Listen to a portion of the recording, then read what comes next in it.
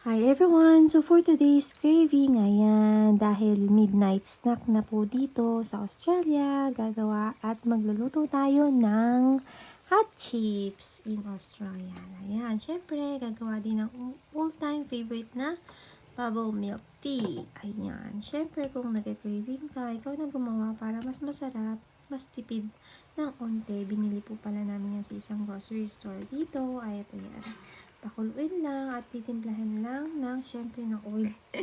Anyway, ayan. Mamaya lalagyan natin ng powder. Madalian ang ating pagluluto para makakain at makatulog na afterwards. Ayan, luto pa more. At ito din pala isa sa mga favorite natin.